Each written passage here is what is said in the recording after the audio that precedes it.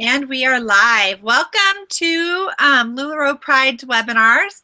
I am Amanda Lucero. I am the leader of the Pride group. If you are in the Pride, LuLaRoe Pride, that is our team page on Facebook. I have been a consultant with LuLaRoe for over 2 years. I am a coach in the company on my way to being mentor. I've been on 2 of the cruises. I've gone to all the leaderships. I've gone to all of the conventions. So I've been in LuLaRoe for a long time. Look at that. Do you see at the bottom, Erin, we have a viewer. Who is it? Where? I don't see anything. You can't see who it is, but we just have a viewer. It's exciting. I don't see it. So today, Erin and I are going to talk about pop-ups and doing live parties. But first, I want Erin to introduce herself. Erin, your turn. Hi, I'm Erin Rush. I have been selling LuLaRoe for, I guess, since August of 2014. So it's coming up on 2 years now for me. I have been to 2 of the leadership trainings. Well, 1. I should have gone to 2, but I got strep and couldn't go to the 2nd in January last year. And let's see, I'm a trainer. I will be a coach soonish. And that's it. I met Amanda through a party that she did when I lived in Iowa. And then I also hosted a party with Amanda. And then when I moved back to Colorado from Iowa, I decided to start selling. And so that's how I found it. Yes. That's all I have.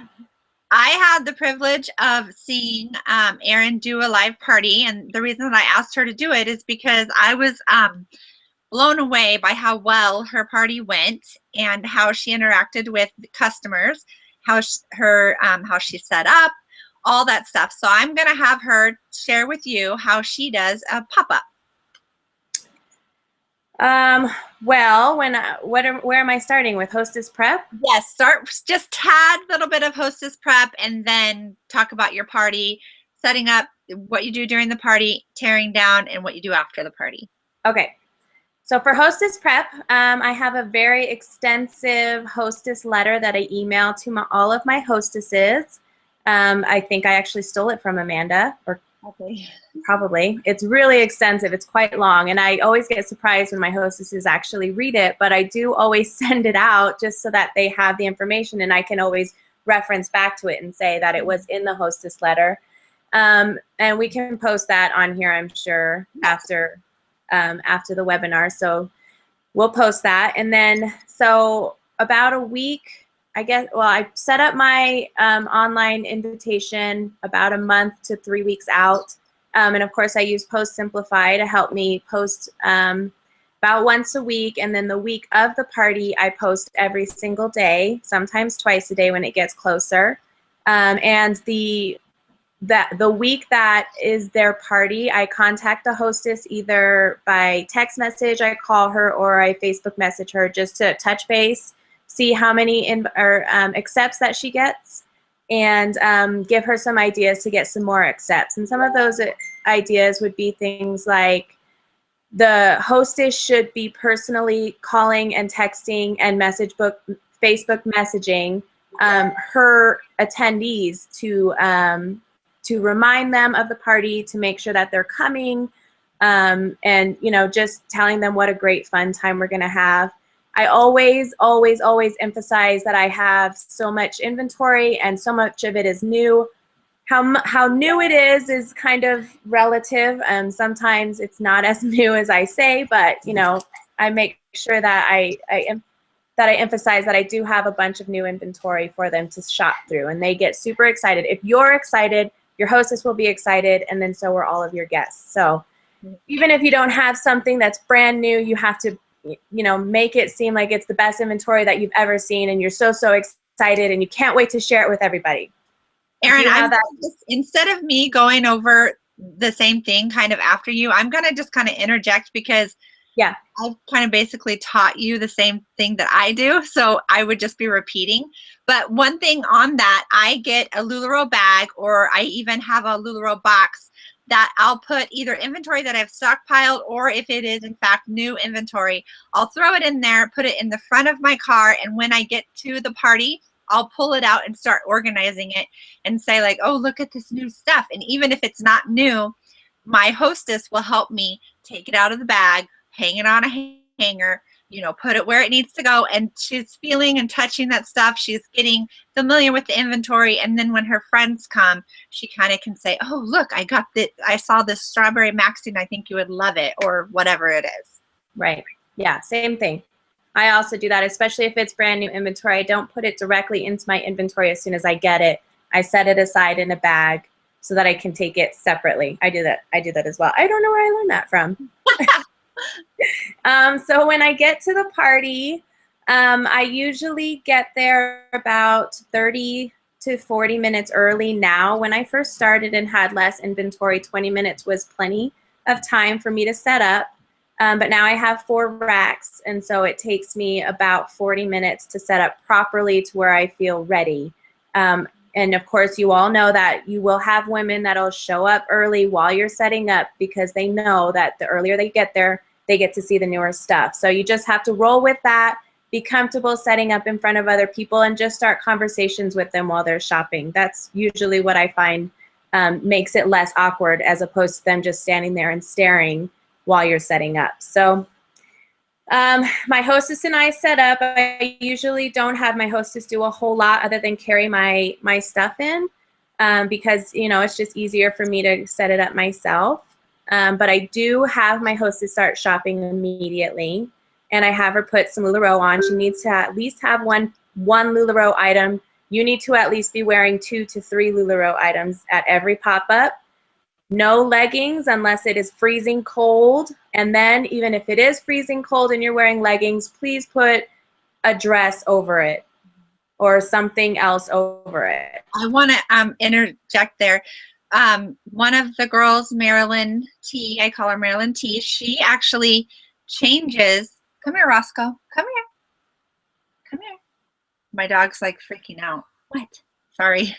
She actually changes at the party. She, you know, sometimes if it's hot, it can be really hot here in Iowa. You get hot and sweaty from going in and out of houses and loading. She will change into something LuLaRoe, and she'll leave the tags on, because then if somebody says, oh my goodness, I love that, and of course we all know we don't have doubles of things, she can say, oh, well, I just put it on. You can try it, and she'll go back in the back room and put something different on.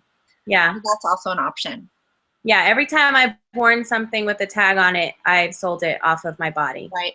And an easy way Lindsay's, Sarah, and Sarah's, and Monroe's are a good, you know, easy way to get those things sold. And add a layer. Right. So you're wearing at least 2 to 3 items every pop-up. Mm-hmm. So again, just one last thing about the leggings is we just want to make sure that we look professional and like business owners. And so you want to make sure that you're dressed up. Maybe dress up a little bit more than you would on a normal day. Yeah, because what your customers see, that's what they're going to want to buy. And if they're only seeing leggings and Irmas, you're only going to sell leggings and Irmas, and which you're going to sell anyways. Right. And you know LuLaRoe is way more than leggings and Irmas. Right. So moving on. So as the customers come in, then I have my hostess, welcome their guest, offer them something to drink, and then I have them pass them off to me. And of course, I ask or introduce them to me, I should say. And I ask the guests if they've ever heard of LuLaRoe. If they have, then I kind of just point, this is where you're going to find the tops. This is where you're going to find the skirts, because they kind of already know what they're looking for and what the setup is. If it's a brand new customer to LuLaRoe, then I take a little bit more time to show some of the different styles of what we have. And I just explain the differences to them real quickly. You can always tell by somebody's demeanor whether they're like, just let me shop, I'll figure it out myself, or if they really want to learn more about the style. So just kind of playing off of, the way that they're interacting with you, then you can really tell a lot of how in-depth you should go with your explanations. Mm-hmm. And then, so, you help people find the right sizes, talk about the sizing because it's a little bit different than other companies. So you want to tell them about that right off the bat. and then help them find sizing, help them find something that they love. And of course, if they have a skirt in their hand to try on, make sure that they have a top. If they have a top in their hand, make sure that they have either a skirt or a Monroe or a Lindsay or a Sarah, so that they can see the layering. You always want to show them some of the different ways that you can wear some of the different, or all of the different styles, like putting a knot in the maxi or wearing the Cassie as a scarf instead of a skirt, you know, making the Cassie a little bit shorter to wear over leggings as opposed to longer. There's so many different ways to wear so many of our pieces, and it is in your best interest to learn and study those ways and know them so that you can whip it out real quick at a party. I, you know, did the Irma where you tuck it in the back and tie a hair tie on the inside to make it a little bit shorter and a little bit ruched in the back. And I did that at a party and sold 4 additional Irmas than I would have before I did that. Everyone that was sitting around watching me immediately went back to the Irmas and found something else because they liked that versatility. So you want your customers to know about the versatility of our pieces. Yeah. And then you want to, I mean, just be casual with them. Don't be too uptight. You know, learn about them and their family, what they do for a living. You know, if you're talking to a nurse. Yeah, be real like they're your friends, you know, make it comfortable. Yeah. No pressure. Like, you can think in your head, oh, I don't want my customers to go back into the dressing room without at least 3 items, but don't pressure them. Like, are you sure you want to go only back there with 2? Like, be really like relaxed and normal about it and be like, oh, this shirt would look great with that Cassie. Why don't you try it on? And no pressure, you know, don't, because when you pressure them, they're going to just shut down and it's going to be over. Right. And a good way to say that is like, you know, what you have on, the top that you're wearing really wouldn't go with that Cassie, but I want you to get the full vision of if you had a shirt that matched it. So why don't you just take this one just to try it on and see how it would like look with a top. Perfect. Yeah, more often than not, they're going to like that top with it anyway. So you've just made a sale of 2 items instead of just the Cassie. And then as you learn more about your customers and, for instance, what they do for a living, you know, like if you're talking to a nurse, you might not want to push her towards so many dresses, but maybe she has a wedding coming up. So then you know exactly what to offer, you know, each customer based on their lifestyle, because their lifestyles are going to all be different. And I think it's really important that you talk to them and kind of figure that out instead of just, you know, just trying to sell. It's important to make those connections, which is what Deanne is so adamant about us having in-home parties, because she likes the connections. And personally, I prefer in-home parties versus online parties too, because you can have a connection and a real conversation with someone. Mm-hmm. And do I always sell as much at in-home pop-ups as I do online? No, not always. But to me, that's not what it's about. To me, I got into this business so that I could connect with other women and make a difference in women's lives. And so I find that it's much easier to see that happen in person than online. Mm-hmm. So. Yeah, exactly. One thing I wanted to add too, sometimes women are coming to these parties exactly like you said. They say, I need a wedding dress. So, or a dress for a wedding. So you help them look for that. And you know, you should know your inventory, and based on their sizes, what, you know, could possibly go. And that's another, that leads into another area where you should have, your inventory should be, you know, stocked. Maybe not 10 per size, but you should have a good inventory when you go to your parties. You don't want to just have one Randy or one Amelia per size. You want to have a variety. Right. And if you do, for whatever reason, only have one Randy or one Amelia, then, you know, you'll point her to a different style, because you don't have it. What can you do? So you have to move on and sell what you do have. Right. So talk to us about your checkout process, Erin. Checkout process is probably the most important part of your party. You definitely want to have your speech. Don't make it sound speechy, but you want to have the points that you want to cover ready before you even get to checkout. So think about these things before you even go to parties. Maybe write them down. Say, these are the things I want to cover at checkout with my guests. You'll want to ask them, you know, if they had a great time. You know, comment on the beautiful things that they bought for sure. Or if you saw them try something on, then say, you know, I saw you in this, Julia, and you looked absolutely gorgeous in it. I'm so glad that you decided to get it because you're going to love it and it's amazing. So then, of course, you're going to ask them, you know, would you like to host a pop-up for yourself so you can earn free clothes? And you'll get a variety of answers. You all know this, but you do also know it's important to ask every single person at checkout because you never know who's going to say yes. If they say yes, then you say, great, you're going to have your calendar open, you know, to that month and the next month. You're going to have it highlighted with the dates that you want to work, that you have parties available. And I think it's important that you should put everything that's going on in your life in your calendar so that your customers can see that you are very busy, and that if they want to get a date with you, then they're going to have to choose from what you have available because you've got life to live as well, just like they do. So they need to find a date that works. It's just like when you book an appointment with the doctor. That's what Deanne says all the time. You know, you schedule to fit the doctor's needs, not the other way around. So you need to show them, these are the dates I have available to work. And then, you know, they pencil in their name, their phone number, and you say, great, when I get home, I'll contact you and we can get this, you know, set up. If they say, no, I prefer not to throw a party right now, I say, okay, that's great. You give every single person your card, first of all, every single one.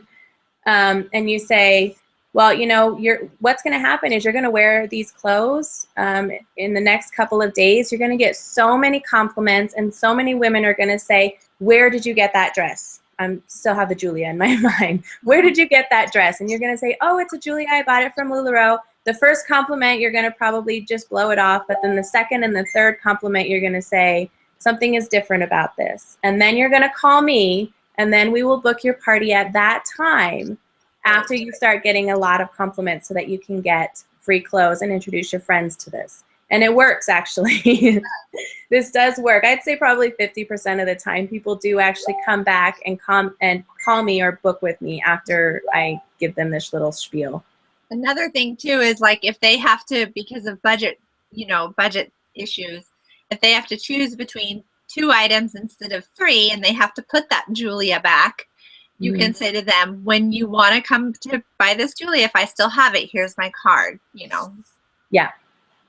And you kind of need to make a mental note of those things, just because you've had that connection with that customer. And if they do call you, you know, Jen whatever calls you and, oh yeah, that Julia looks great on you, do you want it now, you know? So yeah, and don't be super diligent about that and try to write every single customer down. Just do what you can. And if you're making these natural, honest connections with people, then you are going to remember because you care more. And I think, you know, when you know this person as a person, oh, I remember you couldn't buy this Julia because you had your son's birthday party this week. First of all, how did the birthday party go? Right. You know, ask them, talk to them like they're a human being before they're a sale, and you know they'll be much more loyal that way for sure. Definitely. Some questions. Okay, so real quick, once you've left the party, is there anything that you do once you've gotten home, Erin? No, I'm just kidding. Sometimes I leave my inventory in my car and I walk out of the car and I go straight to bed 90% of the time. But what I do in the morning when I get up is I look at, you know, how many pieces I sold and figure out my my profit. And then I make a note, because I still do the tally sheet. I love the tally sheet because it's paper in my hand that I can, you know, look at any time. So I tally up how many I sold and what my profit is, and then I set that sheet aside so I have a stack of sheets for when it comes time to order.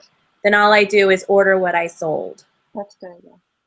which is quick. It's quick, and that's why I use the tally sheet, because I can quickly reorder what I sold without digging through Audrey and trying to figure out what I sold. That's good. Um, And do you do anything on the event, like thank the customers or post what the hostess got for free rewards? I do. I used to be much better at this. I should probably pick that up. My Post Simplify does post at the end of the night saying, thank you so much for coming. Please remember to like my Facebook page. And, of course, the care instructions for the clothing. Right. And then if I remember, or if I had a spectacular party, then I take a picture of my hostess with all of her new LuLaRoe stuff, and you post it on the wall, on the event as well, saying, so-and-so got 4 free items tonight, and if you'd like to earn free clothes by having a pop-up, then contact me, basically. That's perfect. Yeah, that's what I do too. I like Erin. I don't typically remember to post on the event like how many they got, but my post simply does, do a thank you for people to come. And one thing about the Post Simply is you might want to Post Simplify is to encourage your hostess to like comment on the post, because Facebook, if it's a generated posting, sometimes it doesn't show up in people's feed. So if you encourage your hostess to go there and like it or comment on it or say something like, I'm making scotcheroos, that's going to bring that post up in her friend's feed. And so then gather more attention. And if your hostess is not new to LuLaRoe and she has LuLaRoe pieces in her her closet already, then have her post pictures of her in it as well. Yeah, perfect. So a couple of the questions real quick. I wanted to go on here. One thing that I do at the beginning of the party, and I post this through Post Simplify on the event, is I have an early bird special, and that's to encourage the customers and the attendees to get there within the first 30 minutes. I do a early bird special, and everybody gets their name in a hat. I just use a it's a hat app. I wish you could see it better. It's a hat app, and just when people walk in, I write their name in, and it goes in a hat, just like if I were to have everybody write their name, and then I draw one person, and that person gets $2 off. I also, to encourage the attendees to bring a friend, I also do $2 off for you and your friend if you bring a friend. Another game that I play is if somebody is new to LuLaRoe, I say you need to try on 5 things. You need to try on 2 of the dresses, 2 of the skirts, and 1 of the shirts. Because the more things the girls try on, the more they're going to buy. I remember one time a girl wasn't even looking at the Lolas, and she walked in.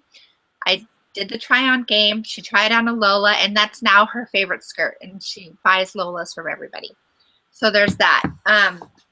Those are some of the things that I do, like to get people there. And also, if the party's lingering and nobody's trying anything on, if it's like a dead party, I'll just kind of be like, okay, I'm gonna, I'll read that just a second, Beth. I say, okay, I'm gonna start packing up, because I'm very particular about setting up and tearing down at a certain time so that I can be home with my family. Also, like, time management is my thing.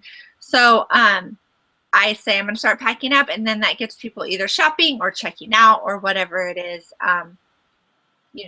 as the party, if the party's like dead, you can kind of get a sense about that. But if it's really live, yeah, I'll stay there. If people are still trying on stuff and they're going back for more, sure, I'll stay there. That's fine.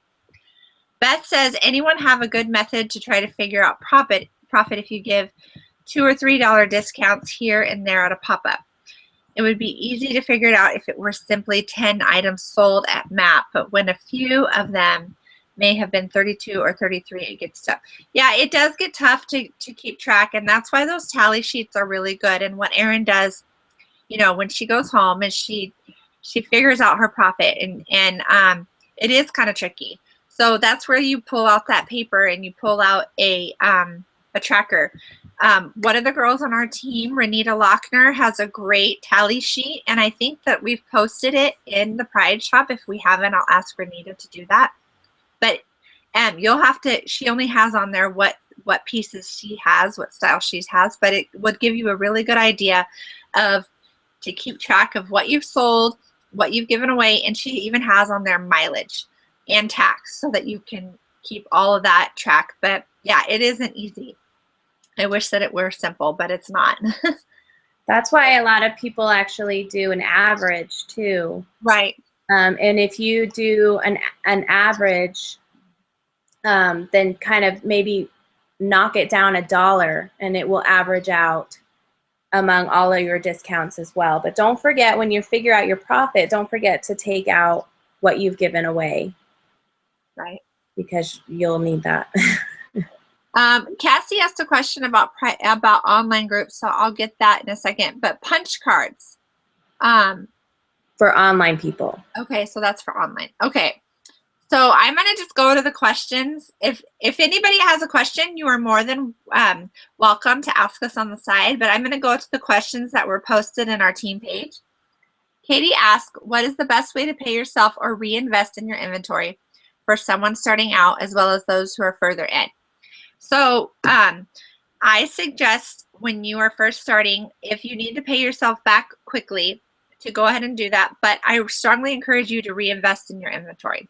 So if you sell $2,000 in clothing at a party, if you need some money, pull out what you need, but reinvest, because having 250 to 300 pieces of inventory is kind of small. And I mean, look at my inventory, and this isn't even everything, and because it's all getting hung up tomorrow, but I have a ton, and it's a good thing to have a ton, because the more you have, the more you sell. So one thing that people are doing is they're paying themselves $10 to $15 per piece that they sell at a party. And that's a good way. So say you sell 10 dresses, pay yourself $150 because our dresses give us more of a profit. If you sell 10 leggings, I would maybe give yourself $100 because our leggings don't give us that much of a profit. So you can look at things that way and kind of figure out a system that works for you. I don't have a system. I'm like the worst about a system. Erin, do you have a system? No. We were probably the worst people to ask about that because we're so not like that. But what I do is I take my tally sheet home and I reorder what I sold, and then I give myself the difference. Right. Yeah. Unless I know something's coming up, like I need to buy plane tickets or convention tickets, or buy something for one of my girls, then I'll leave that money in my account. But basically that's my profit. Right. I know. One of my girls, Katie, I was just talking to her about this today. She has a buffer in her account of $1,000, so that those times when there are leggings and you don't have any money, she keeps that buffer in there just for those times, which I need to start doing because that happens to me all the time. I see the leggings and I have no money to buy them. Right. So she keeps that buffer in there all the time, and then after she orders, and then she'll pay herself the difference down to the $1,000, and she leaves that $1,000 in there for emergency purchases. That's really a good idea, Katie. Good job, Katie. Yeah, she's way smarter and a thinker than I am, because I never have money when there's leggings. Right. Okay. Now, Cassie asked 2 questions about online parties. The first one was giveaways for new ideas for giveaways to engage people in your groups. So one thing that you can do is you do just fun stuff, like what's your favorite ice cream? Where would you like to go on vacation? Engage your customers that way and for a giveaway prior to a party. And then the winner can just pick one piece when you do your postings for your live parties. And that gets you, interacting with your people online. One thing that I did as I was moving, I said, give me tips. And I actually read through all the tips for moving because I needed them anyways. But some people had great ideas, and I thought they were great ideas and I wanted to use them and I didn't, but you know, I still read through it and interacted with my customers that way. But I always do a giveaway before a posting because that gets your people, you know, engaged. I know this is kind of an old one, but I always do the post a picture of yourself in LuLaRoe. Right. Because I find that that gets your customers involved with each other, which Right. is fun because they like to look through all of the pictures of the LuLaRoe and they say, "Oh my gosh, I love that," you know, and they find more stuff that they love, or they find a style that they didn't think that they would like, but if you see it on somebody else, like in real world, you might be more willing to try it. Yeah. One more thing Cassie asked is about punch cards online. I don't do a punch card for online because I think it would be too hard to track. Unless there was like some way you could set up a Google Doc and you could do it that way. But I can't even, I don't have time for that. But one thing is doing the giveaways, you know, if you use a random, you know, selector like random.org, or I have been using What Did I Sell to do giveaways because you just do the hashtag giveaway and then you can bring up all of the comments. You know, generally the people who buy from you regularly are going to enter those contests, and 9 times out of 10 you're going to know the person. And that's what I've been finding is I don't actually know the person, but I know them because they've been a loyal customer to my online group. Erin, do you do a punch card for online? I have some customers that are both. They're both in person and online because a lot of my customers are in Colorado Springs, which is an hour south of me. So I will have met them in person and they've been to a party, and so they have a punch card. And then I've actually had people redeem it online, and I just have them actually send me a picture over Messenger, over text of the punch card, because instead of using a punch, I actually use my initials. I write my initials on the little spots. So that could a different punch, like a star or a heart or something. Yeah. Well, I like my initials because then I know that it was actually me. Right. So, I mean, if they're desperate enough to try to forge my initials, then I guess I'll give them a free item. They clearly need it more than I do, but generally, people are pretty honest about it for sure. Yeah.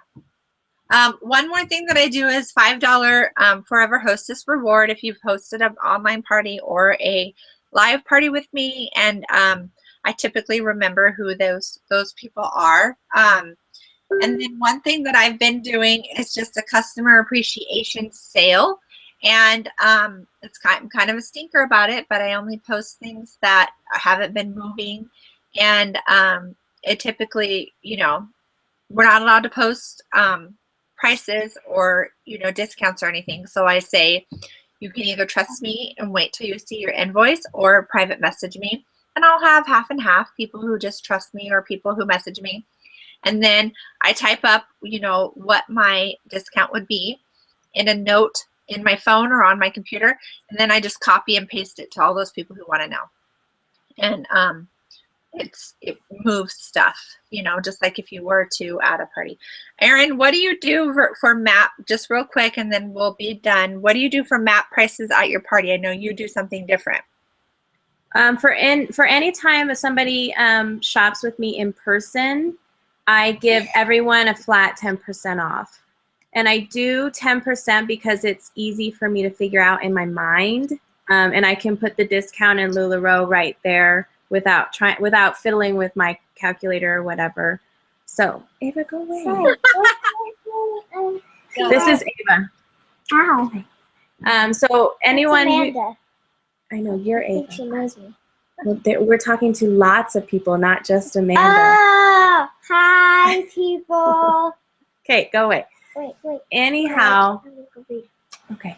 Hi, people. Anyhow, I do a flat 10% off for people who shop with me in person, whether they come over and shop anytime, whether it's at a live pop-up. Any person that I see face-to-face, I give 10% off right away. I don't offer that online, and I have yet to do a customer appreciation. And I think it's actually because I have that preference to in-person sales.